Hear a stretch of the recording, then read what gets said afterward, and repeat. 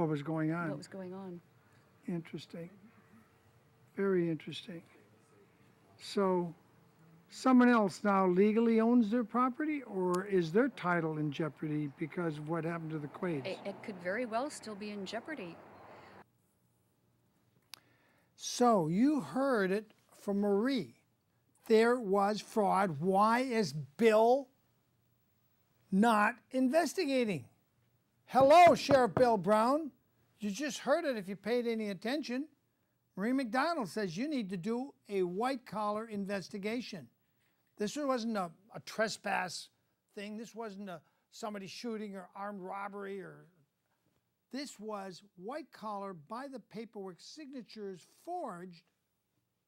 He says the signature that she showed me isn't even close to her signature. So who could have forged them?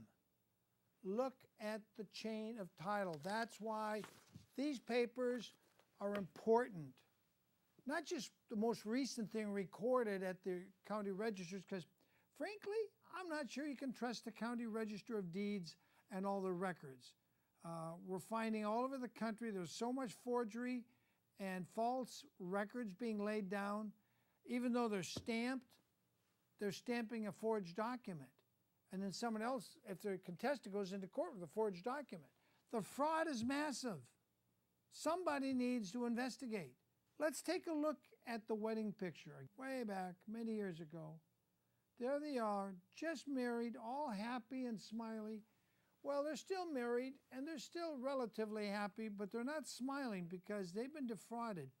Now, what Marie McDonald brought up was the fact that the house was sold at a price that was double its actual value, and then later sold for much, much less.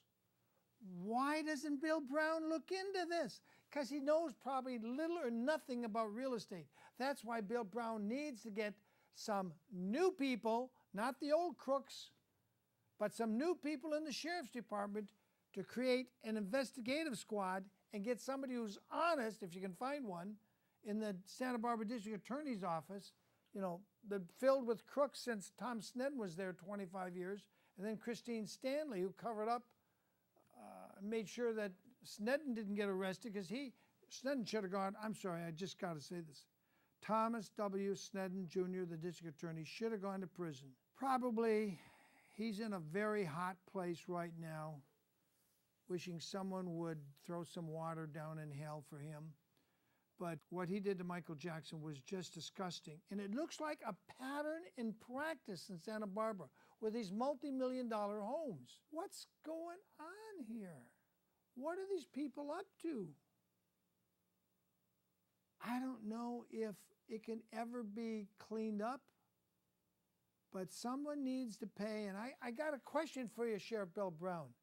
If the warrant's only about a trespass and there was no intent to trespass because they honestly believed it was their home, they still had keys to the guest house that worked, and they say they didn't break any mirror, regardless of whether it was a $1,000 mirror or a $7,000, why not drop the warrant and start investigating, and maybe you'll find out the current occupant and the Quades have both been victims, as well as the title insurance company that's going to find out they're going to have to pay out big time.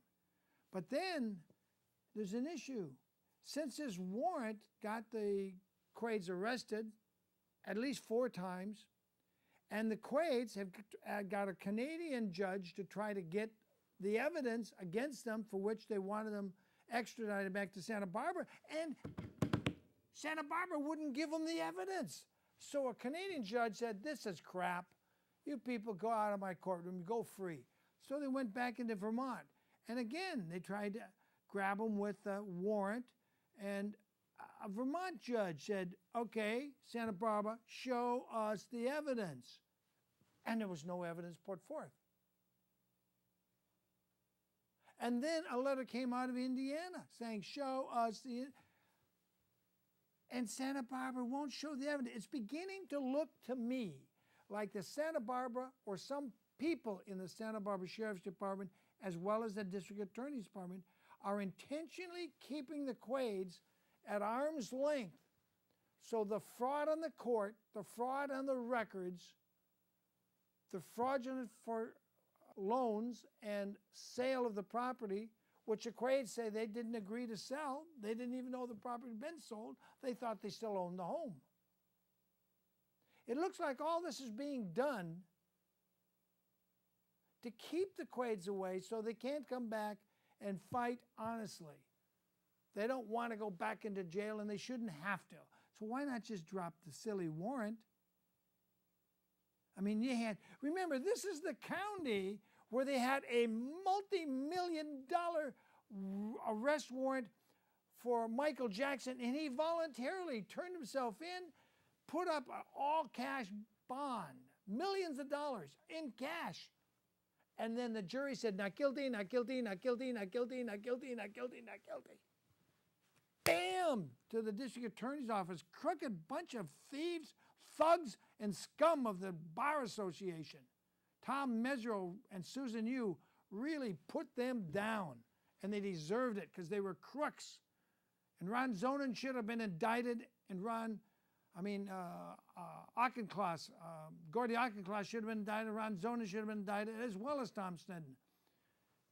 And Ron and Gordy are still alive. They could still be indicted, in my opinion, for fraud on the court. They should have known these witnesses were lying through their teeth while they're trying to make a settlement through the back door to drop the charges criminally if you give me a couple $1 million. And this time, Michael Jackson stood his ground. Well, Evie and Randy are not used to sitting in jails. So it looks to me like the Sheriff's Department and the District Attorney's Department are in on this. Let's take a quick look at this picture. What do you think Randy's thinking today? He's thinking ABC didn't really cover this story, NBC didn't cover this story. Even the Santa Barbara News Press didn't really cover this story the way William Wagner is. Now, I'm not saying I'm doing a great job. I'm just saying I'm at least bringing the issue up. Let's look at the paperwork. Let's have some real experts, some forensic experts, signature experts, and let's find out who really signed the documents. Because Quaid said they didn't sign anything to sell anything. They thought they had purchased a home. So why can't Sheriff Bill Brown pull together an expert team to look at it? If you don't have one, then you should hire someone from outside and stop trusting the district attorneys. I know you got to work with them, but remember, the elected DA, Sneddon, did not only to Michael Jackson. Remember when Michael Jackson was arrested, he said, and there were other unindicted defendants. Well, we never heard about any indictments to any of the other unindicted defendants. They just wanted to destroy Michael Jackson, a good man who gave more money to children's charities than all the other people put together. Shame on my county of Santa Barbara. Shame on the district attorney's office. I'm still waiting for a call back from the DA, though I do have to thank Chris Gottschalk. He did at least call me back and acknowledge that he was aware that I'm trying to look at the evidence. I don't think they have any real evidence. Is there fingerprints of either of the Quades on any broken glass from a mirror? Do they have anything other than stuff that belongs to the Quades in the lockup locker? I don't know. They won't show it. They just want the Quades to come back and get arrested again. Meanwhile, the Quades have lost probably in excess of $1 million a year for Randy not working. Because you can't work if you got a warrant out for your arrest and you know what film set you're on. So figure about 10 years, $1 million a year, $10 million probably owed to the Quades if they sue for wrongful persecution. I think that's the real reason the sheriffs and the DA will not look at this as a white-collar crime by somebody else who had access to the signatures. Not the Quades, not the Zarickis, probably not the real estate agent, probably not the title officer, probably not the escrow officer, but somebody else who signed contracts with Randy Quaid had access to his signature. Who would have had access to a signature? Who would have had access to those contracts? Time to get off your butt, Bill Brown. Get an expert forensic team going on this. That's William Wagner-Stott. Now, if we have now I got the same thing to say. Time to get off your duff, Sheriff Bill Brown. Get a real investigation. Go look at the real estate company's records of the sale, the title companies. Look at it, the people involved, and who had access to signatures. Because the Quades, Evie and Randall, Rudy Quaid, tell me absolutely they did not consent or agree or sign any document to sell their home at 1355 or 1357 East Mountain Road. And why did they have to change? Why did the new owners change the address and add an address that wasn't there before when they're not even getting mail there? What's up with that? So they got a driveway in and it goes U-turn and comes back out, a gate on each side. One gate has an address 1355, the other address 1357. But no mail gets delivered to either one of them. Who does that? Even billionaires have mail delivered. Something's very strange here, and for some reason, neither the Sheriff's Department nor the district attorneys want to touch it. And I can understand the DAs, Mac's getting old. This was way back in 2002. He got his mitts on it. It's now 16 years later. That slippery snake Snedden, God rot his soul, where it deserves to rot in hell. They like to call him Mad Dog. His friends called him Mad Dog because he'd be like foaming at the mouth to get people, whether they were innocent and guilty didn't matter. And I will acknowledge that Snedden did get some guilty people and indict them and prosecute them, put them in jail. I'll give him credit for that. But he also wasted $20 million in the longest trial ever in the entire state of California, trying to make Michael Jackson guilty for something he was completely, totally, 101% innocent of. Molesting those sneaky slimebag kids from that crazy woman Janet, who testified, I couldn't escape from Neverland because there was this high wall. And I've showed you many times there's a split rail fence. She could have gone under the fence, through the fence, or over the fence. The only place there's a high wall is right where the gate is. You go 20 feet either side and you can just climb over the split rail fence. It's insane what we, the people, put up with. They feed us lies and lies, and I guess we're going to have to find someone to replace Joyce Dudley. And hopefully they will investigate this. So the clock is tick, tick, tick, tick, tick, tick, ticking on you, Joyce Dudley. Either do your job, find out who was behind stealing Randy and Evie Quaid's home, or maybe there'll be a contested election for the district attorney's office. And I strongly suspect that your predecessor, Christine Stanley, who was well aware of the crimes committed by her predecessor, Mad Dog Slippery Snake Snedden, I strongly suspect she let somebody out of jail and drop charges in exchange for a very multi-million-dollar piece of property in Santa Barbara, because she didn't declare that property on her Form 700 until after she had won the election. Wait a minute, the DA is supposed to be upholding the law. Apparently, they only uphold it when they feel like it, and most of the time, they profit and they don't care when they break the law.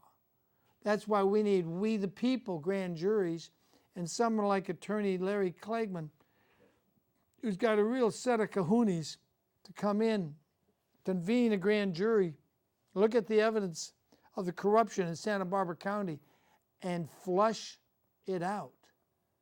Although it's probably illegal to put that much pollution in the ocean to flush that much corruption out of the DA's office. I mean, you know, you're supposed to treat sewage before you dump it in the ocean. You're not supposed to just dump it.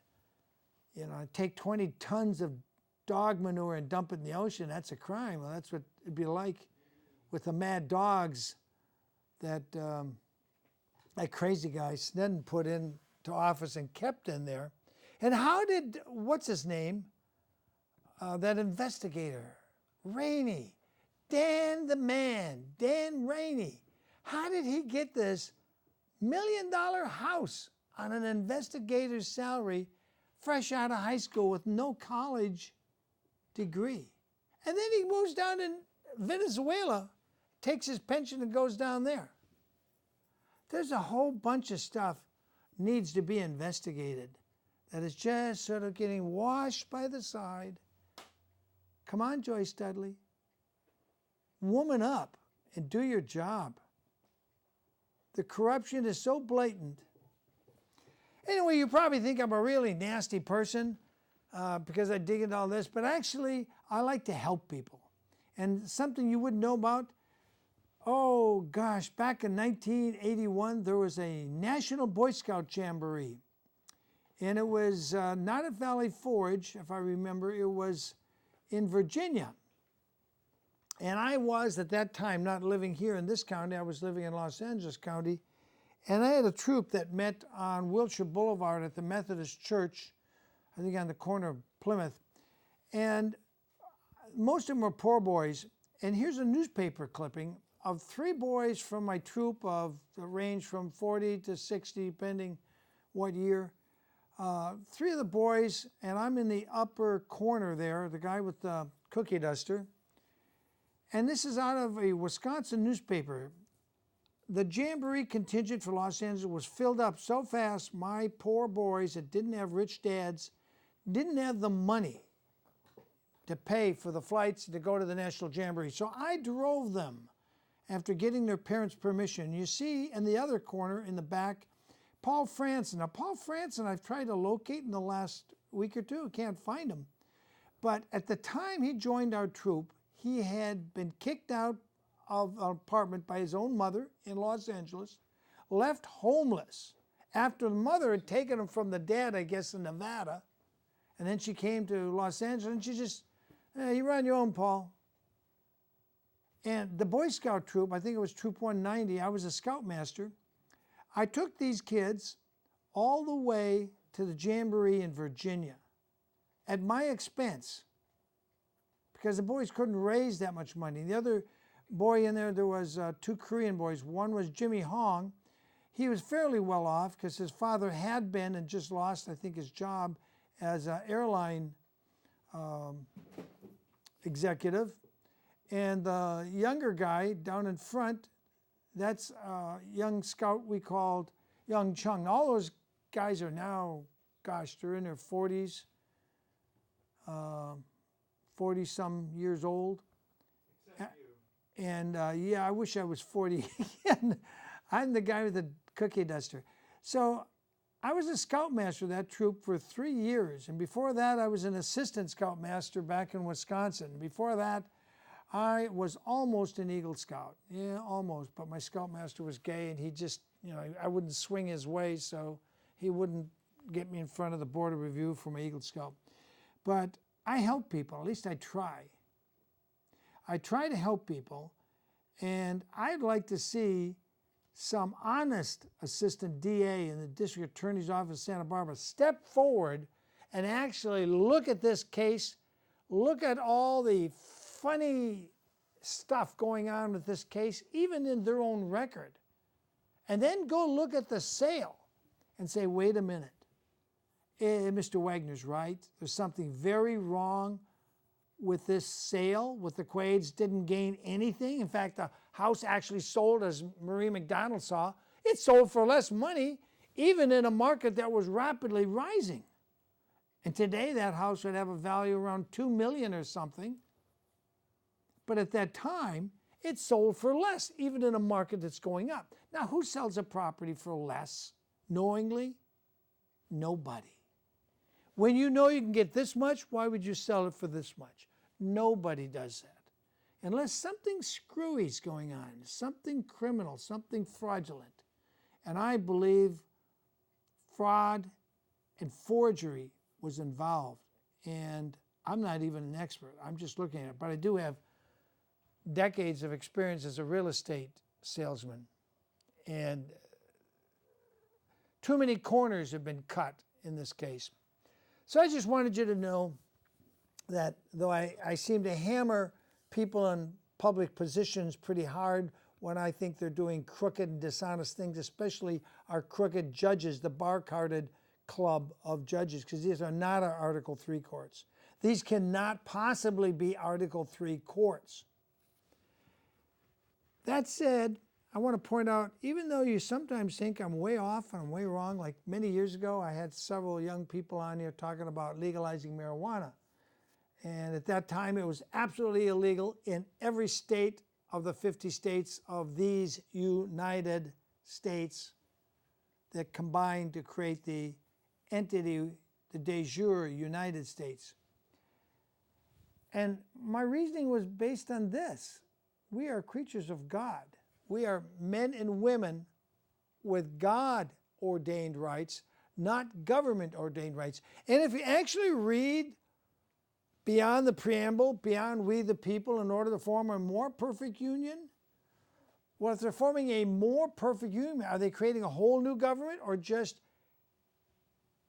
making the old government more perfect? That's something philosophers debate about. But if you read through it, it says the government shall not abridge the freedom of speech, the freedom of assembly. You shall not abridge your Second Amendment rights. You'll have to get a warrant. All these rights are to tell the government what you can't do, not to tell we the people what we must do. It's to tell the government what they can't do. And these founders 203-4 decades ago, they had good experience with abusive government. These things weren't just dreamt up over some smoking some marijuana or blowing some pipe. What was that stuff George Washington used to bring in? It wasn't called pot. They put it in the snuff, put it up their nose. It was some kind of heroin or something. Forget what exactly it was. Not the strong stuff we have today, but they weren't doing that. They didn't dream this up because they were high on something. They had hard experience. And you know that part where the government shall not quarter troops in your home? Well, they had experience with the British officers coming over. Well, we're going to search your home. Well, now we're going to put 3 soldiers to bed down here and eat your food. You feed our soldiers. They had experience with this. What is the government doing today? They send CPS officers in to check your home, look through everything. They may not even have a warrant. They just barge in. This is what the Constitution was meant to prevent. But our bar-carded club of Bar Association, which is nothing but a gang of criminals, in my opinion, with a very few rare exceptions like Tom Mesereau, Susan Yu, Michael Minns in Houston, Texas, a very, very slim few that work within the system, but deep down in their heart, they know it's a crooked system or they'd be out of work. They're constantly fighting the corruption that's done with prosecutors like Snake Sneddon, who his friends called Mad Dog. $20 million of Santa Barbara's money wasted when Sneddon knew before he started the prosecution that Michael was innocent. I think the Quades are completely innocent. At worst, at the very worst case, they were duped and they went to the home they believed was still theirs. Because, allegedly, according to what one of the Quades told me, Bruce Berman had told him, oh, you still have that house. I didn't even take the utilities out of your name. So they went up there believing, they still own this house. And they started cleaning it up because it had been left go. and then they get arrested. And then they're released on their own recognizance. At least Randy was. But this stuff about, bail bond, they didn't show up, that's already been fought in court, and the bail bonds, people got all their money back. They didn't lose anything because it was bogus. That's my opinion. Anyway, I want to take you back to a libertarian convention in 2002. And you're going to hear these people. Tibor Machan is one of the big eggheads of political thought then and even today, I believe. He's there. I invited, and we actually had a debate between a Democrat, a Republican, Libertarian, and a natural law candidate for governor. But beyond that, they start to discuss the legalization of marijuana. And the only reason I point out at this is because now it is decriminalized for adults in California. Well, this was back in 2002. And I'm telling you, I was way ahead of the curve. Way ahead of the curve. My point is, if we ever get a real thorough investigation on what happened to Randy Quaid, you're going to find out he was innocent, the warrant was bogus, and it was part of the plot. So then you got to ask yourself a question. Yeah, we're going to get to the 2002. It takes place at the Santa Maria Inn on South Broadway. But before I get to that, you got to ask yourself a question. Why would the sheriff, not just the current sheriff, Bill Brown, but his predecessor, keep a bogus warrant out? Why would the DA keep a bogus warrant out? The sheriff's elected directly by we, the people. He could say, I am quashing this. DA, sue the sheriff's department and show us the probable cause. Show us the evidence. I went down to the sheriff and said, I want to see this evidence. Oh, we can't show it to you. You got to talk to the DA. So I called 3 DAs, says, let's talk. 3 DAs failed to call me back. All I'm saying is show me the probable cause. You wouldn't show the judge in Canada. You wouldn't show the judge in Vermont or Indiana or any other place. Show me that probable cause. What's the probable cause? Because the Quaids had some of their personal belongings in a house they believe they still owned? Or did the people that buy it do a conversion of their personal property? Then maybe the current occupants need to be arrested for conversion of personal property. Ill-begotten. A lot of questions I've got. I'd just like to see Joyce Dudley woman up, come over and sit right here, Joyce. I'm going to move over. Room for you right here, Joyce, and let's have a discussion. You supposedly represent the people. Here's a chance to put your best foot forward and explain us how you allow this bogus warrant to continue. Okay, let's go look at the waterfalls and the Santa Maria Inn in 2002 and listen to the discussion. I'm William Wagner, hoping you'll catch on to what's going on here.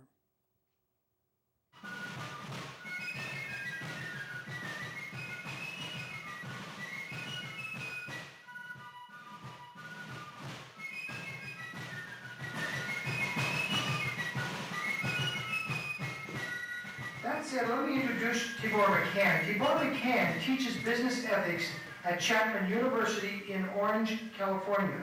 And he will be our moderator today. Tibor Machan teaches business ethics at Chapman University in Orange, California. He was smuggled out of a communist Hungary at 14 and came to the USA 3 years later. After 4 years in the United States Air Force, he earned a philosophy degree and has taught in that discipline for 35 years. He has written 22 books, edited 17. He is a columnist and an essayist. He was also co-founder of Reason Magazine. He is a research fellow at the Hoover Institution, Stanford University. He lives in Orange County, and he will be our moderator today. I'm going to turn it over to Tibor Machan, and he will begin with the first questions. Have a good debate, ladies and gentlemen.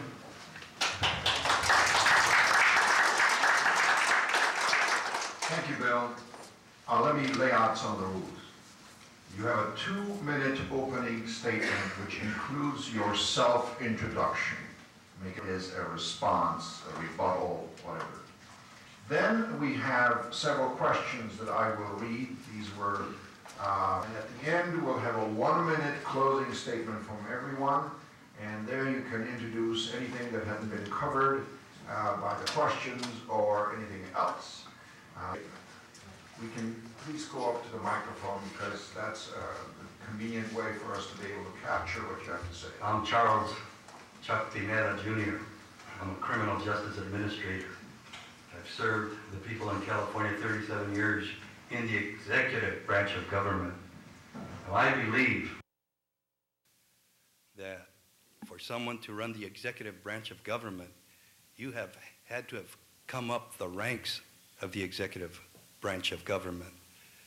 Most of the time we have people who run for the legislature, they become good legislators or corrupt legislators. Then they go up and they become the governors, and they know very little about the executive branch of government. I believe that you must be in the executive branch, come up the departments. That's the way I did it. To run the executive branch of government, I fine-tuned my knowledge of that branch. Personnel-wise, I studied at Harvard University, won a fellowship there, studied criminal law under Alan Dershowitz. I had the opportunity to meet James Vorenberg, who headed the President's Commission. He was the director of the Center for the Advancement of Criminal Justice at Harvard University's law school. He's passed away, but as I was hearing the accolades for Tibor, I said, this man should be running for governor himself. I thought it was very good, well laid out. This is the first time I appear before a libertarian audience. I'm advocating public ownership of the bankrupt utility companies so that we can all get a break. You, your families. I know there's a lot of money against us, people shaking their head already, but somebody has to stand up for the people. And I'm going to do that. I'm not owned by anyone, and I believe that we can do it if we work together. Thank you. Thank you very much. Hi, I'm Art Olivier. I was elected as the Bellflower City Councilman in 1994 and became the mayor of Bellflower for 1998 and 1999. And in the year 2000, I was nominated as the vice presidential candidate for the Libertarian Party.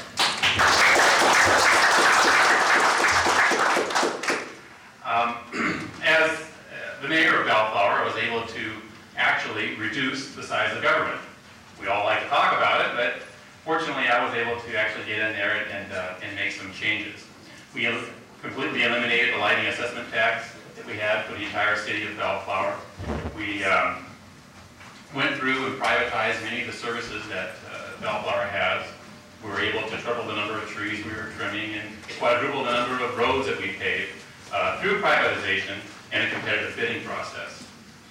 We privatized the building department in the city of Bellflower, where we used to have a Los Angeles County building department there, and we fired them and went with a private company, dramatically reduced the amount of money that it cost to get a permit, and at the same time reduced the time to actually go through the process of getting a permit from about 3 to 4 days down to half a day.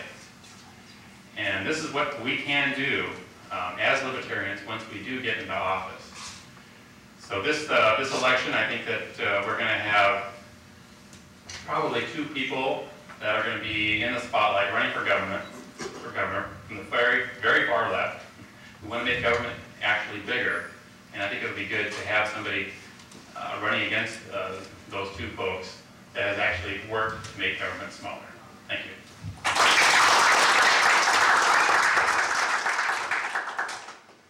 Thank you. I am a child of the revolution. And I don't mean the 60s revolution. My great-great-great-great-grandfather was Jacob Hart, and he fought in the American Revolution. His grandson was Roswell Fred Copeland, and he fought in the Revolutionary War. And his cousin, Elijah Copeland, served at Andersonville. It is my time and my honor to stand here before you and say that our founding fathers had it right the first time.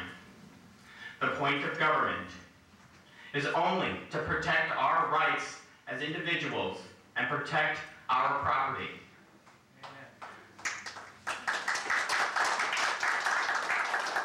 Government is a framework, and we are the brush that paints in that picture.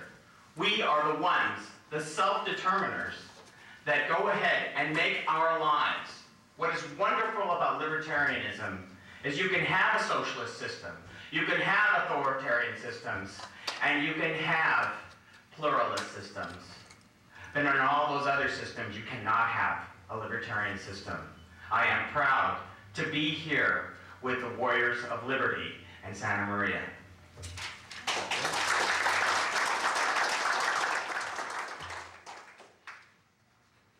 Good afternoon, I'm Iris Adam. I am a business analyst at the University of California, Irvine, and it is my experience that good government means prevention, not crisis management. In this era of uncertain economy and uncharted public safety, it is my strength to know that prevention is the key to security, prosperity, and progress. I'm also very privileged to be here and get to know some of the libertarians. I know that on our own party, we always talk about prevention, how to look at any situation and see what we could have done to prevent it. Instead of having a disease-based healthcare, let's have a prevention-based healthcare. When we talk about the budget, we talk about what is in the budget that we need and what's in the budget that we don't need. But also, I'm privileged to be here to meet some libertarians who I could possibly endorse in our own party in the areas that we don't have candidates, because I'm certainly open to do that. We're very privileged to get to know you and endorse each other and help each other. We're third-party candidates. We've been shut out of a lot of debates, and it's time to remember that we are Americans, we're citizens of California, and we're here to put power behind our vote and power behind our speech and our association. So it's my privilege to be here, and I appreciate this opportunity very much.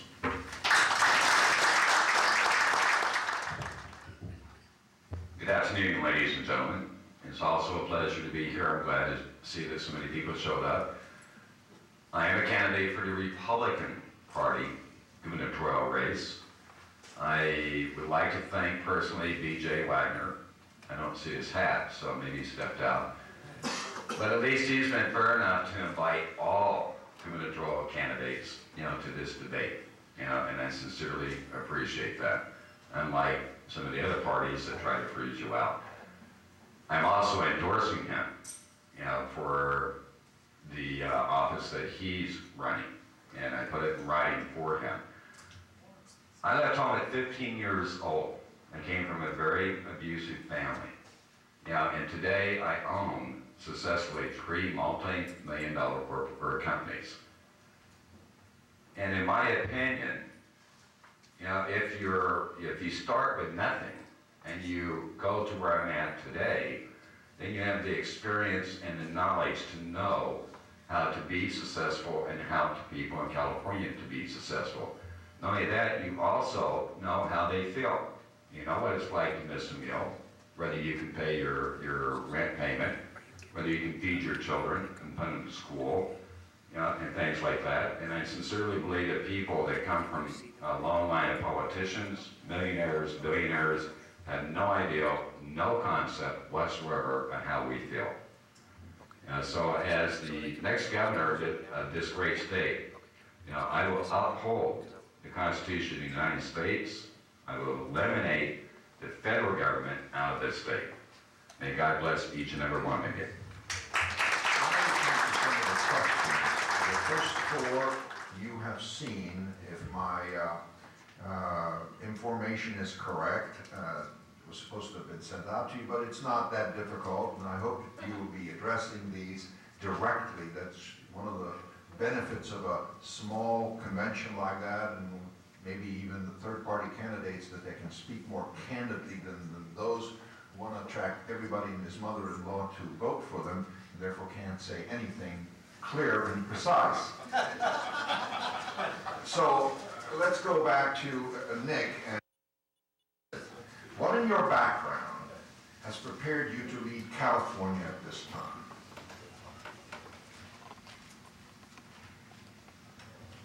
Well, as you can see on the end of the table here, we have the governor's budget for 2001 and 2002. We have Catherine Connell's annual report showing that we had $424 billion in reserves, whereas the other candidates would tell you that we're in a deficit. It's not true. I'm a researcher. I've been researching for over 10 years, on various subjects, any place from the illegal immigrations, taxes, abortion, and so forth and so on. And before I speak on anything, I do the research, and then I bring the material with me to show you, what I've done. Again, the question is, what has prepared you to be governor of California? My experience as a business analyst has taught me that prevention is the key to good government. Again, as I said before, in this era of uncharted economy and public safety concerns, prevention is the key to prosperity, progress, and security. California citizens have some of the poorest health and the highest health costs. In healthcare, I will promote programs that prevent disease, cutting healthcare costs by 50%. Our current leaders have been unable to regulate energy and apparently unable to deregulate it. I propose, if necessary, that we regulate the suppliers of electricity up to 110% of the national market and ensure that we have true competitors in the market. Again, the question is, what in your background has prepared you for the governorship? Raising 3 kids comes to mind really quick. Leadership. Leadership can be broken down into 4 elements. The first thing you have to have is a vision. The second thing you have to have is communication, to be able to tell people where we are, where we're going. The third is trust. For if no one trusts you, how can you communicate your vision? And the fourth element, and most important of all, is you must have a knowledge of who you are. For without that knowledge, you can never set the path and reach your goal. Sorry, you still know the question, right? Oh, yes, I remember that question. Okay. Now, for over 20 years, I had been a project manager at was then McDonnell Douglas Corporation, and now is the Boeing Corporation, where I would manage multi-million-dollar facilities projects, construction projects that we would manage. So I've been in a leadership role for about 20 years in that field. And then, of course, I was on the city council, and besides being the mayor of Bellflower, I was also the director for the Los Angeles County Sanitation District. I was the chairman of the Bellflower Redevelopment Agency, and I was the chairman of the Private Industry Council for Southeast Los Angeles County. It's a mouthful. But you may know there's another mayor that's running for governor now. I don't know if you heard the guy, but the difference between me and the other elected officials is that they kind of go with the flow. They kind of go with which way the special interests and the other politicians are moving. And this is the way that they move. They just go with the flow. There's less controversy. And it's a lot easier for them to raise funds and really not have a lot of political enemies. But I've taken a different route. I know what's right and I know what's wrong. And I don't compromise. And I've made the kind of changes that need to be made to actually reduce the size of government and give people more freedom. Thank you. Some of you answered this question in the opening remark, but please address it again. What in your experience has prepared you to be governor of California? Love, integrity, humbleness. Those are the ingredients one must have to head this state. Early in my career, 11 years old, I was receiving my first Safety Committee award at Humphreys Avenue School in the barrios of East Los Angeles. I went from a school where we had no gangs to a junior high school, middle school, where all the gangs were at. And we couldn't defend ourselves. So I was exposed to gang violence at a very early age. And I grew up in those barrios of East Los Angeles. And the question is, what makes you qualified? Well, my mom and my dad taught me about the Lord Jesus Christ. I could have ended up in the CYA, in the state prison system, where I functioned as a adjudicator, case hearing representative. But those values that were instilled in me tell me when I read the scriptures that I must help my fellow man. And because of those values, I don't sell myself out. Early in my political career, I started running when the one man, one vote came out in '64. I ran for the assembly. They called my wife, told her, you can get Chuck to drop off. We'll appoint you to someone. Tell him that. I got home. I was an officer in the CYA. And I was furious that that's how people treat Hispanic candidates. Buy them out. So I ran for lieutenant governor. This is my fourth run in my party's primary. But I have about 450,000 Democrats who have given me their support in the past. And I hope that in time we can build that base to take the Democratic primary and then take the November election with public power, prevention instead of incarceration. I can't see the parties setting up employment system based on other people's backs. And we must stop that.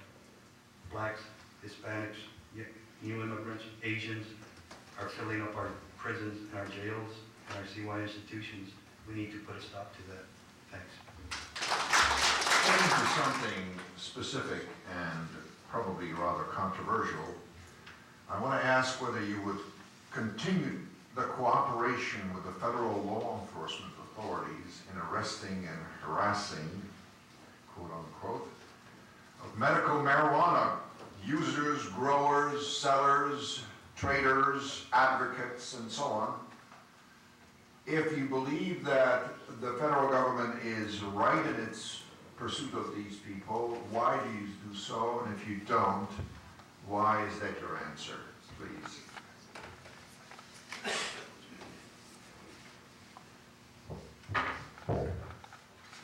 First of all, in my opening statement, I said I left home at 15.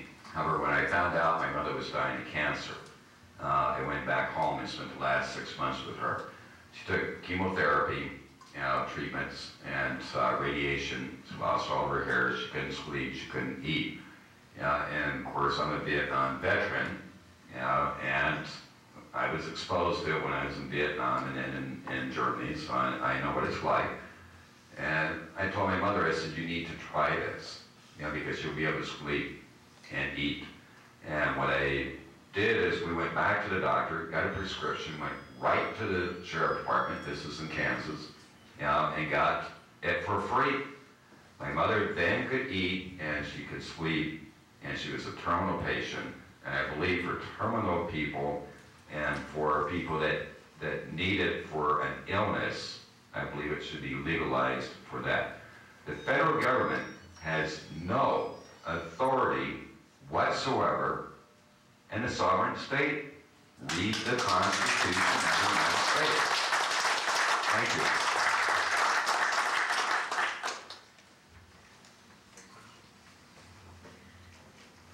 There are three kinds of drugs.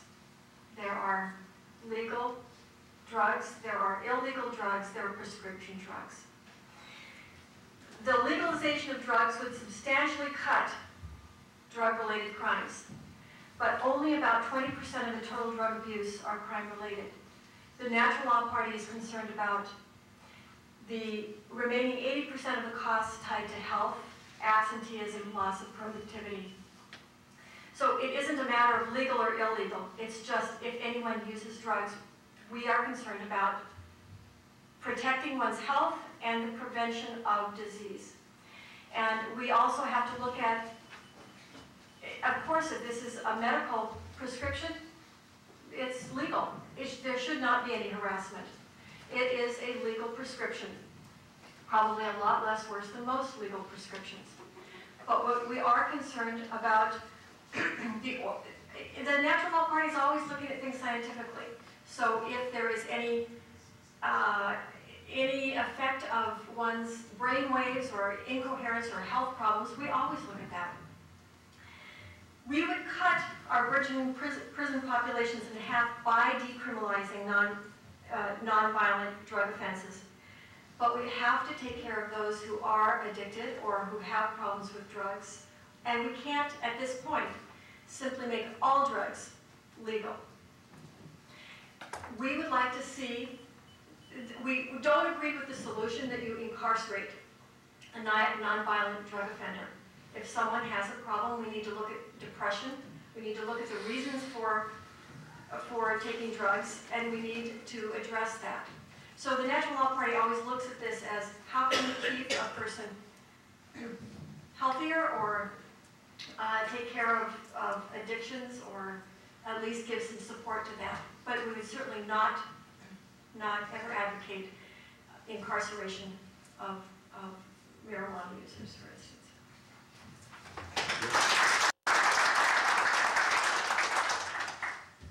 I do a lot of speeches in high schools and colleges, and it just comes to my mind that I have to ask this. If I gave everybody here in the room 24 hours to get a joint, could I see a show of hands of how many people could not get a marijuana cigarette within 24 hours? Okay, let's see, 1, 2, 3. Okay, could you just turn to the person next to you? I'm sure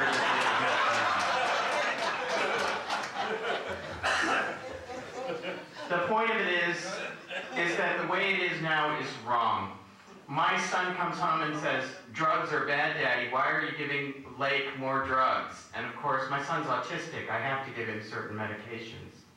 Teaching them a blanket idea that drugs are all bad. Drugs are a part of our culture, they're part of who we are. Let me introduce you to Mr. Caffeine. We have to learn how to deal with this situation. Some drugs are good, some drugs are bad. The way we're trying to approach it now is if there's some sort of good or bad is incorrect. It just allows a black market to proliferate, and that money gets re-driven in so that more violence happens against our people. Let's end the drug war now. These medicines that could be used, LSD, possibly marijuana, opium's obviously used for pain medication. There's a lot of good use for these things, and yet we're disallowed the ability to actually experiment to find new treatments. So we need to get back to what is basic and allow capitalism to work for all of us.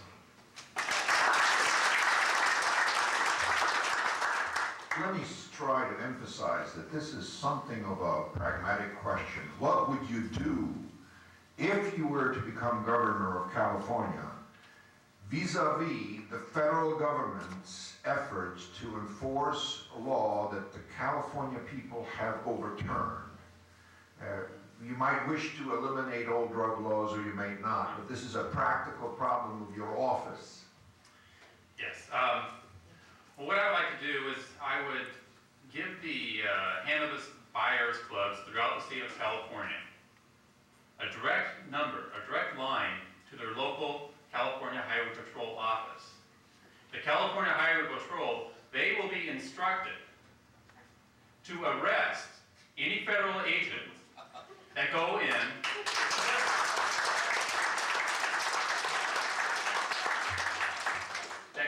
and try to arrest a legal transaction. A legal transaction being selling medical marijuana to medical patients. And on top of that, I would also let local law enforcement know that the state of California will back them if they also participate in the arrest of federal agents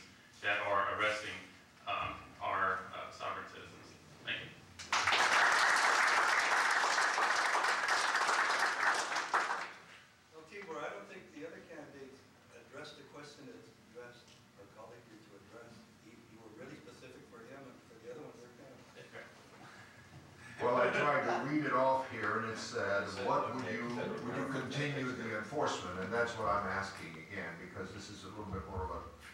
For me, I have no problem. As an adjudicator, if you use drugs, they're illegal, we're going to give you some time. But they're illegal in the federal, but not in the state. We don't consider it illegal if it's a prescription. If it's a prescribed drug by a doctor and the doctor goes along with the program, we have no problem with it. Okay. As to the enforcement, the federal government is preempt drug enforcement. They have a drug war going on, supposed to be going on. We don't see it. I deal with the criminal element that sells the drugs, moves the drugs. We've got cartels, they got Crips, they got Sureños, Norteño gangs moving the drugs in California. If you use medicinal marijuana and you start growing some, and they find out, they're going to rip you off, and if you get in the way, they're going to shoot you, because they don't follow gun laws either. Criminals are criminals. They don't follow rules. I get sick when I hear the legislature says, we're coming out with a tougher gun law. And these Crips and Bloods and Sureños and Norteños, they're not going to care less. And we have the same problem in the drug trade. We've got drug wars going on. First comes THC, then methamphetamine. Methamphetamine is being used all over the state right now. It's highly profitable. We're not going after the pharmaceutical firms, the chemical firms who are providing the chemicals to put these drugs together. They're making millions and billions, and they're not doing any crime. I said, as governor, I would go after them so they can serve some of the time the kids are serving now. Thanks. I'd almost venture to say there's not one other candidate that knows how much we spent last year in welfare, in health care. And the majority of it went to illegals and other people that don't want to work. $44 billion. Nowhere in our Constitution does it say or give the government the liberty to steal from our earnings that you go out and you work for. Not one place. And that is not right for the government to be able to come into your house and take $10,000 off of your table and go give it to somebody that's not willing to work. And I will put a stop to that. You know, we will go back to the Constitution and we would tax the way that we're supposed to be taxed. And this country ran great for the first 150 years on the correct and proper way of taxation. But they do not have the right to take money from us, the people that want to work. And me, myself, as a person, leaving home at 15, never once collected unemployment nor welfare. Well, I hope you found that interesting. That was a flashback 16 years ago. And what you were watching was actually a real debate for governor of California, presided and moderated over by Tibor Machan, who was one of the leading think tank type people at that day and age. And that was at the Santa Maria Inn in the county of Santa Barbara. And yours truly had organized and ran that convention with some help from Gail Lightfoot and another gentleman who has since passed. And isn't it interesting? We were 15 years ahead of the times. We were debating the issue of legalizing marijuana, which has been a medicine used by doctors for thousands of years and only made illegal by a few political whacknuts back in the 40s and 50s. In fact, Coca-Cola, this isn't Coca-Cola, this is Bundesburg spiced ginger beer. I love it. I mean, just watching what they did to the Quaads has turned me to drinking. Anyhow, it's just interesting. Now marijuana is decriminalized and it's being heavily, heavily taxed. But at least we can now shift police resources over to other things, like people committing white-collar crime and stealing other people's homes, like what happened to the Quaads. But there are still some illegal marijuana farmers out there, and the cops are still cracking down on them. But in California, it's completely legal to grow marijuana if you get the proper license and you do all the proper things, but it's heavily taxed. And you know what? That tax revenue doesn't hurt the people. It really, when you get the overall, you figure out what you're saving, you're way ahead. So we're going to skip now. Are we ready? We're ready. There's a gentleman, he's since long passed, but he did a marvelous job on Patrick Henry's speech. And if you don't know Patrick Henry, go kick your history teacher in the head, because they failed. And they deserve a swat or a good whack in the head. And this was also at the Libertarian Convention. And by the way, what you saw is the Natural Party, Republican Party, Democrat, and Libertarian Party. Now, the bank gangsters controlling the Democrat and Republican have eliminated minor parties, even though this minor party, with some help from the Green Party, actually worked to get marijuana decriminalized, made it an issue until it actually happened. So let's go here. Patrick Henry's speech. It bears reminding, it's time to bear arms against the bankers and the Criminal Bar Association. Are we ready? We're ready. Let it roll.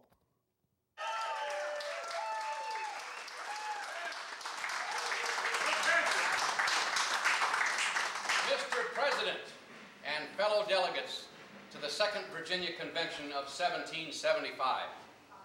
The most important question before this House is, should we arm and train our own Virginia militia so that Great Britain will no longer have any excuse for sending troops into our colony under the pretext of protecting us and taxing us to support them? Some of the very worthy gentlemen here today have expressed concern that such a move may offend the Crown and jeopardize profitable trade with Great Britain. Sir, no man thinks more highly than I do of the patriotism as well as the abilities of the very worthy gentlemen who have addressed this House today. However, some men often see the same subject under different lights. Therefore, I pray it will not be thought disrespectful of those gentlemen if, entertaining as I do opinions of a character very opposite to theirs, I shall speak forth my sentiments freely and without reserve. This is no time for ceremony. The question before this House is one of awful moment to our country. For my own part, I consider it to be a question of freedom or slavery. Therefore, the freedom of debate should be proportionate to the magnitude of the subject. Only in this way can we hope to find the truth and fulfill the great responsibility which we hold to our God and to our country. Should I keep back my opinions at such a time as this, through fear of giving offense, I would consider myself to be guilty of treason to my country and disloyalty to the majesty of heaven, which I revere above all earthly kings. Mr. President, it's natural for men to indulge in the illusions of hope.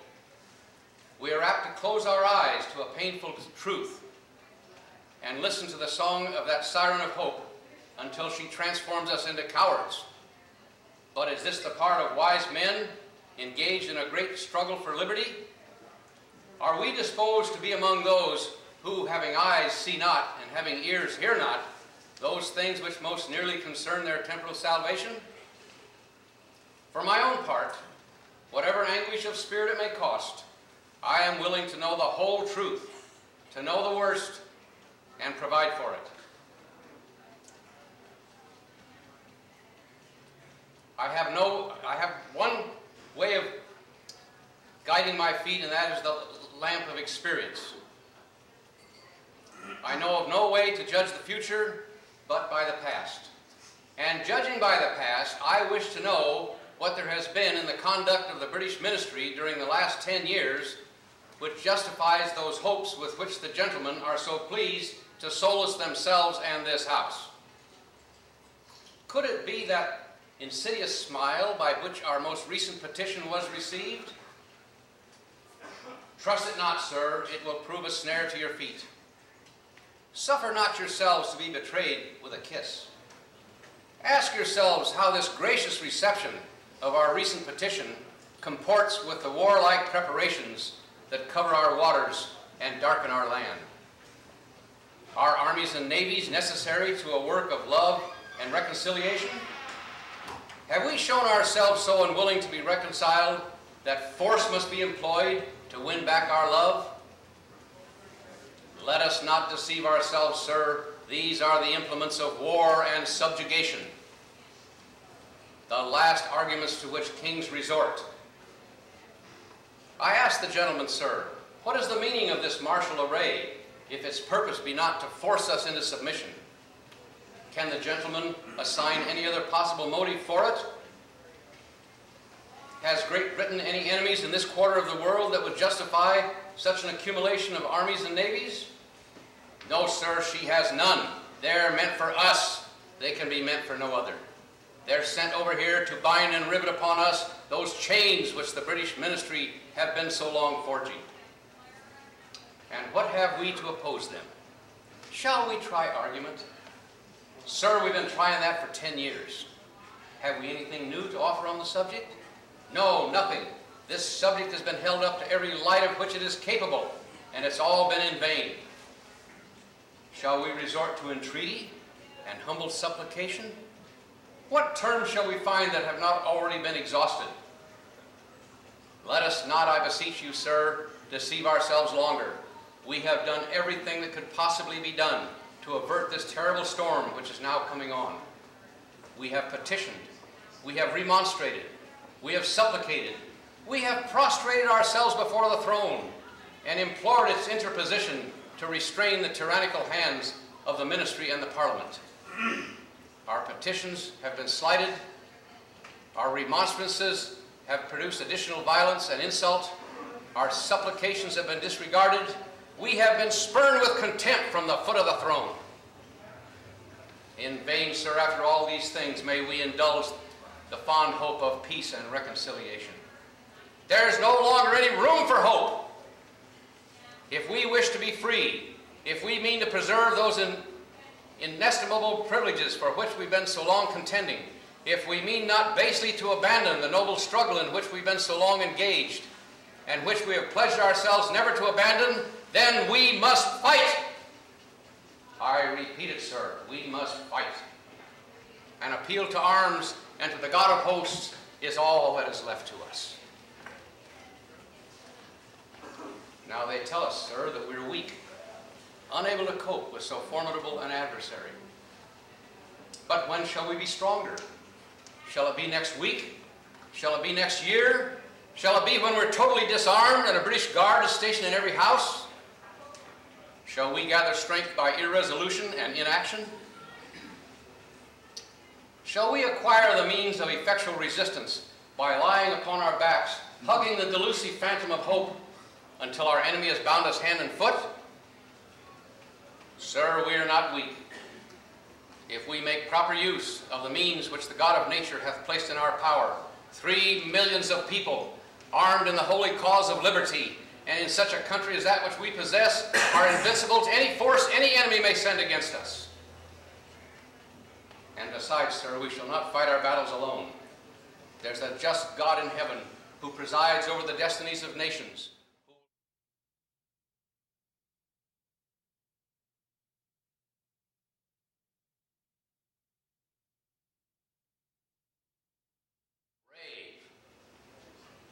And besides, sir, we no longer have any choice in the matter.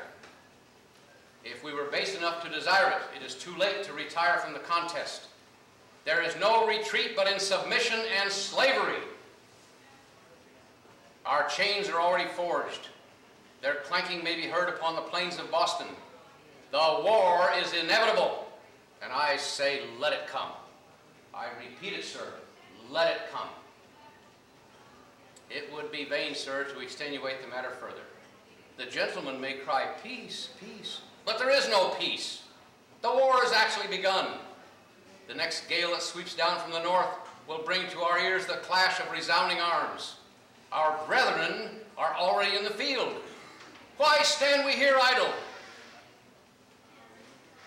What do the gentlemen wish? What will they have? Is life so dear or peace so sweet as to be purchased at the price of chains and slavery? Forbid it, Almighty God! I know not what course others may take, but as for me, give me liberty or give me death. I want you to remember what you heard from Hoppy Heidelberg tonight. And remember, very few people heard it, but you will get, those of you that bought the full package, will get a tape of this convention. And Hoppy's speech here tonight will be in that tape. With that, I don't think there's much more I can say, but this man ran for governor. He's an interpreter, a capitalist of the first rank when the FBI